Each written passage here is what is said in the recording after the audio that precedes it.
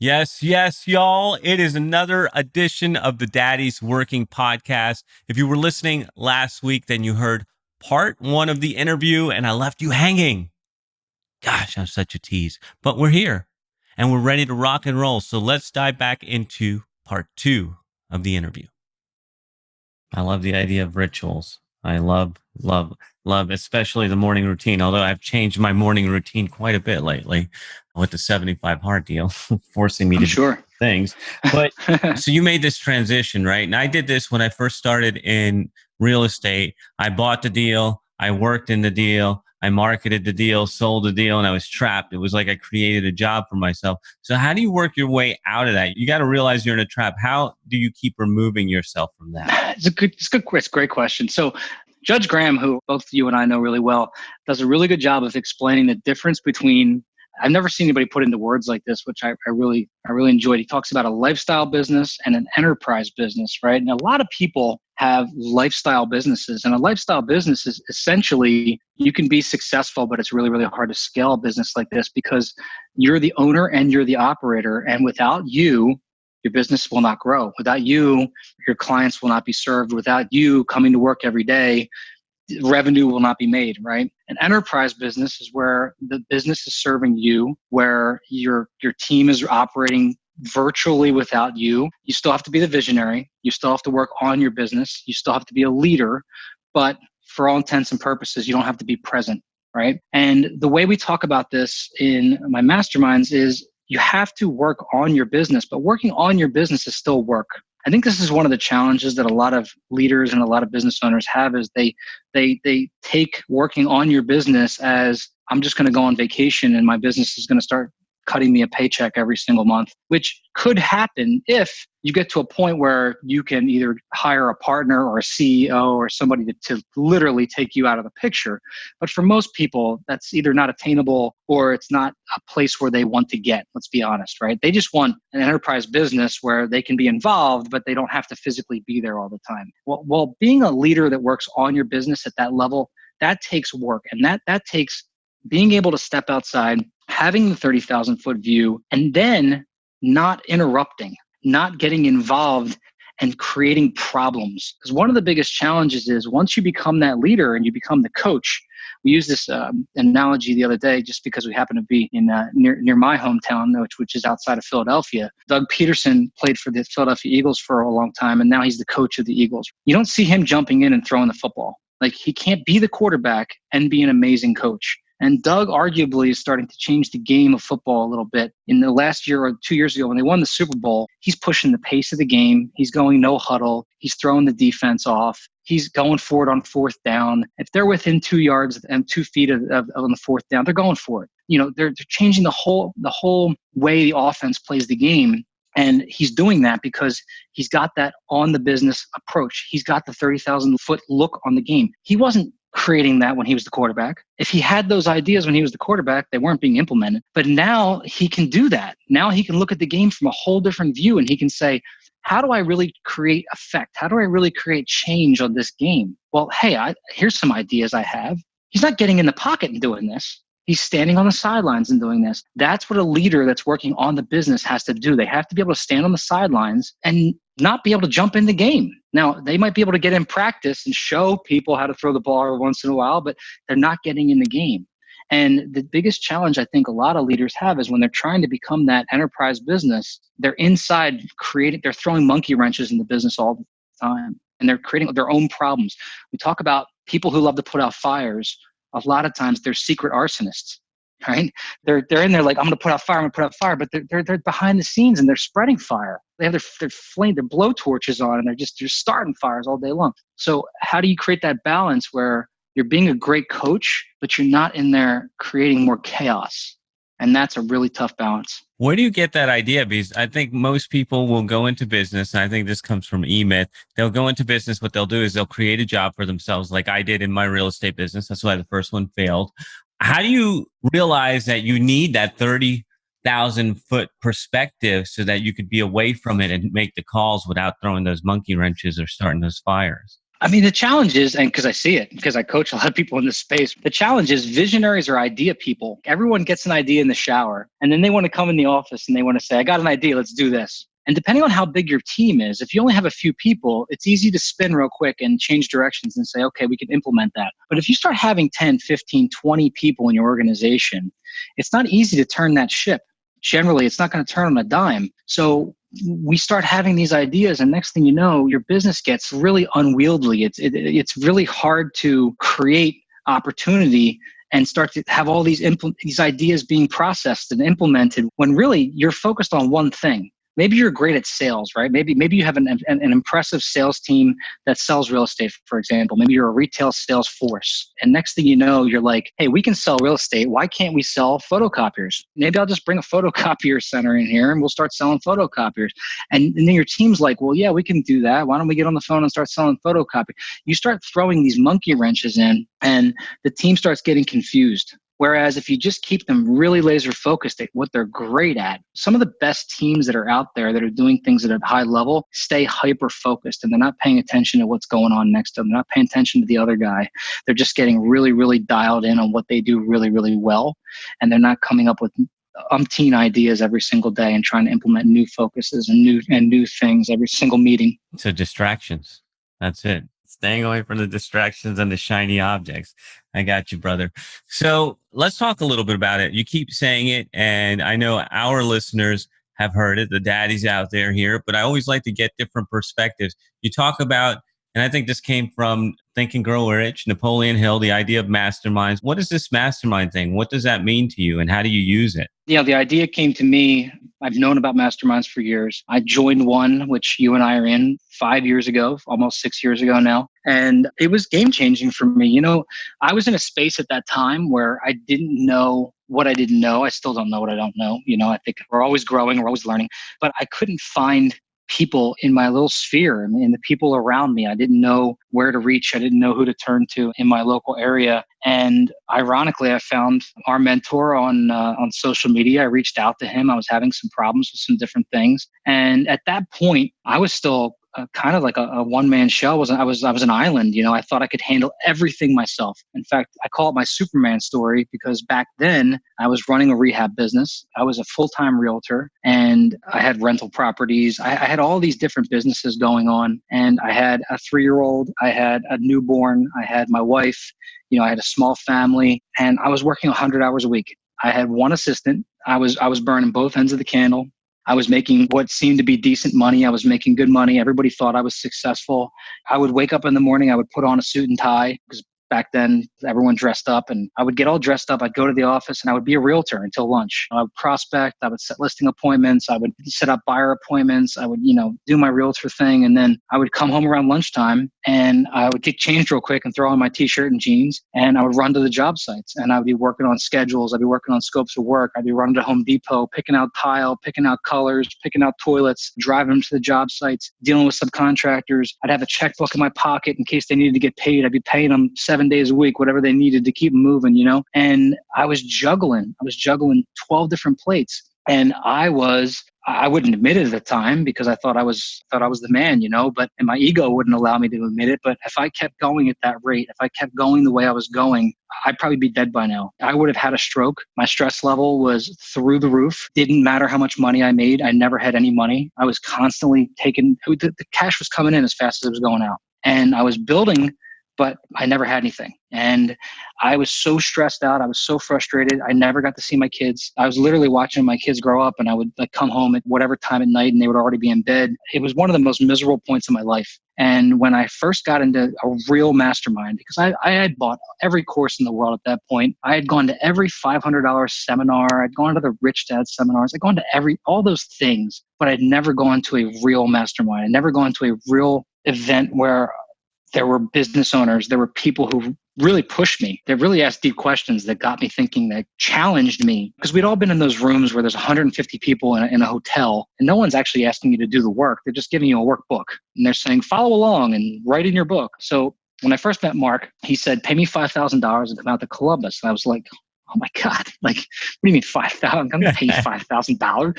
But something deep, my gut told me to say yes. I don't know why. I've been following him for a while on social media. I just kind of believed him. He seemed like, an honest guy. And like, I said yes before I even figured out where the $5,000 was coming from. And I'm the kind of guy that do what I say I'm going to do. So I said yes. And then I was like, oh crap. And I dug it up. I wired him the money. I went to Columbus and I sat in a room with 15 people. And I looked around. I was like, my God, these guys are super successful. Some of these guys have $30-40 million businesses. This is a legit room. And these guys beat me up. They made me feel uncomfortable. They challenged me. They made me think. They made me push me to a different level. And that's when I knew, like, this is my home. This is where I got to be. And within probably, I'm going to say less than 4 or 5 months, I had come back. I had made a decision that something has to change. I had thought about actually getting rid of, like, closing down my retail brokerage, and mentor and I had, like, talked about it.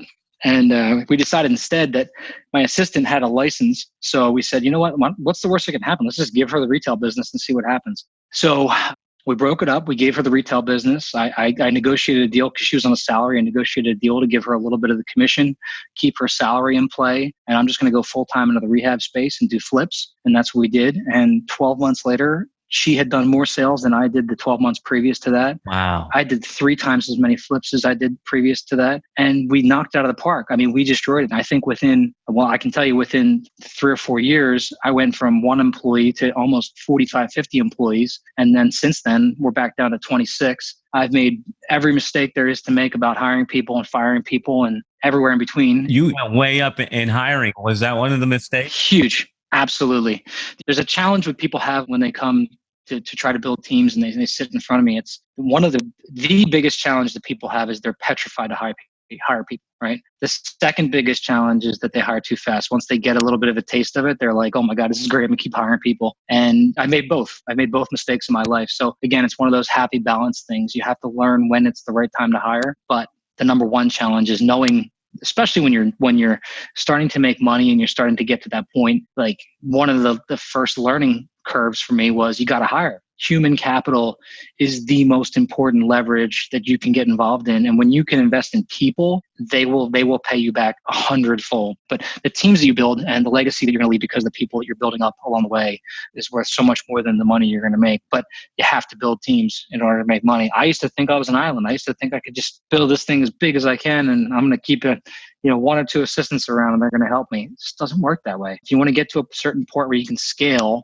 you need to have some employees. And so, I built it up. I built it way too fast. I wouldn't say I built it too fast, but I built it too big. And, then we scaled back and we got to a really clean team that's very, very effective, very, very efficient. And we found our sweet spot. So you mentioned a word that I find interesting there, legacy. What does that mean to you? Mm-hmm. Yeah, it's a great word. Because, my podcast is called The Legacy Blueprint, right? So to me, legacy is not just something we leave behind. It's something we're always building along the way. So you got to live a legacy. Like, for those of us that have kids, I think it's so important. It's not just about your kids. Obviously, it's about your kids, but it's about what you do. Like, it's so impactful.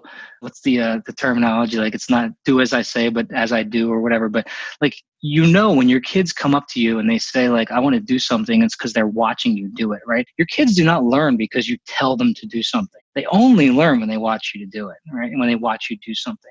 So when you're living a legacy, people follow.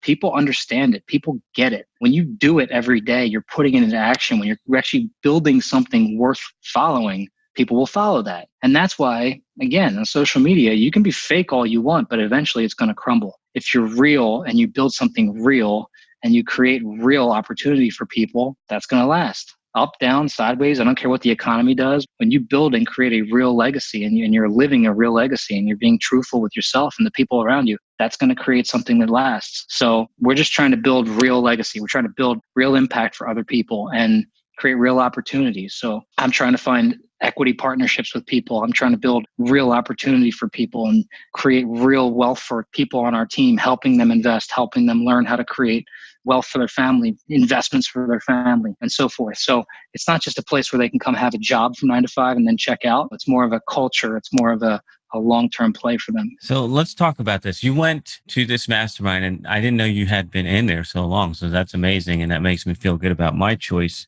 in joining. But then you decide to create your own. And so why did you decide to create your own? And what is it doing for you and for the people now? Yeah. So, I mean, I decided to create my own because of what I've learned. And, I think Russell Brunson wrote this in one of his books. I think it was Expert Secrets, but he talks about this in content, right? Like when you put out content, you teach other people things. Like you and I and everyone listening to this has a moral obligation to share what we've learned, right? It's our moral duty and moral obligation when you have knowledge to leave it and pass it on to others.